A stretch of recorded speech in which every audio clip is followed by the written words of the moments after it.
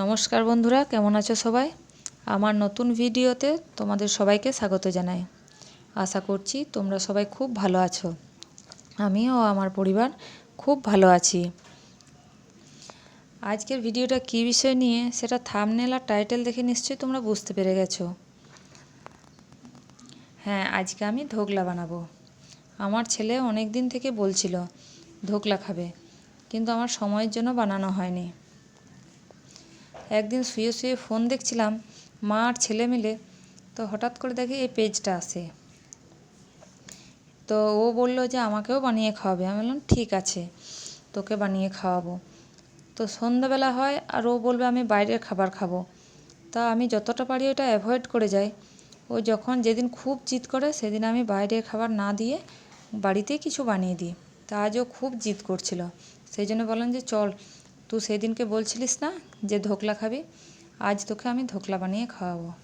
তাই সকালবেলায় হাফ বাটি মতো ডালিয়া আমি ভিজিয়ে রেখে দিয়েছিলাম, আর তার মধ্যে 1/3 সুজি নিয়েছিলাম। দিয়ে দিলাম 1 প্যাকেট ইনো পাউডার, আদা কাঁচা লঙ্কা বাটা, সামান্য নুন আর হলুদ গুঁড়ো। এটা একবার মিশিয়ে দিলাম। তারপর আমি দিয়ে দেবো 2 চামচ মতো টক দই। এবার এই মিশ্রণটিকে ভালো করে মেশাতে হবে, আর সামান্য পরিমাণ আমি জল দিয়েছিলাম। এবার এই মিশ্রণটি মেশাতে মেশাতে ও আমার সঙ্গে গল্প করছিল যে মামি, তোমরা যখন ছোট ছিলে তখন সন্ধ্যাবেলায় কি খেতে?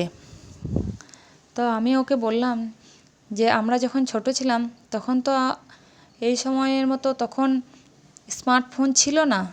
তো যখন খিদে লাগতো সন্ধ্যাবেলায় তখন মুড়ি, চানাচুর, পেঁয়াজ কুচি, লঙ্কা কুচি এগুলো নিয়ে আমরা দু বোনে বসে পড়তাম আর গল্প করতাম আর খেতাম। আর এখন স্মার্টফোন চলে আসায় অনেকটা সুবিধা হয়েছে। নানা রকম জিনিস ইউটিউব থেকে দেখে নিয়ে বানাতে পারা যায়। ছেলেদেরকেও বানানো হয় ছেলেদের জন্য, আর নিজেদেরও একটু করে খাওয়া দাওয়া হয়। তাই যতক্ষণ না এই মিশ্রণটি মেশানো হচ্ছে ও একরকম আমার সাথে গল্প করেই যাচ্ছে। তোমরা কিভাবে স্কুলে যেতে, তোমাদের কতগুলো বন্ধু ছিল, নানা রকম। তা আমি বললাম আমাদের তো বেশি বন্ধুবান্ধব ছিল না, আমরা তো হাই স্কুলে পড়েছি। তো ও খুব মন দিয়ে আমার কথাগুলো শুনছিল।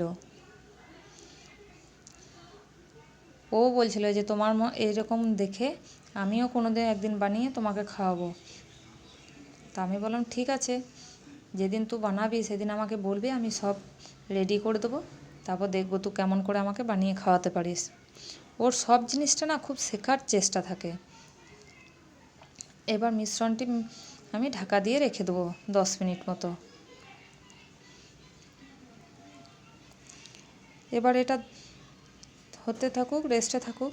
তারপর ততক্ষণে আমি একটা স্টিলের ছোট প্লেটের মধ্যে 2 চামচ তেল দিয়ে ভালো করে গোটায় মাখিয়ে নেব।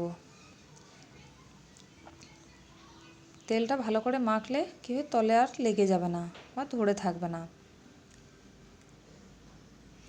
আর সন্ধ্যাবেলাটা এমনই হয় যে হ্যাঁ, একটু কিছু টুকটাক যদি খাওয়া হয় বেশ নিজেদেরও ভালো লাগে চায়ের সাথে।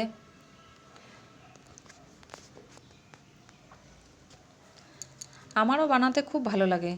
ইউটিউব দেখে দেখে আমি অনেক জিনিসই বানাই, কিন্তু সবগুলোর ভিডিও করা হয় না। আসলে আমি একা থাকি তো, তাই ফোন ধরার কেউ থাকে না, তাই সব সময় ভিডিও করা হয় না। আজকেও সন্ধ্যাবেলায় ছুটি আছে টিউশন, ওর একটা স্যার পড়ায়নি, তাই ও বাড়িতেই ছিল। সেই জন্য আমি বললাম যে তাহলে তুই ভিডিওটা কর, আমি বানিয়ে দিচ্ছি।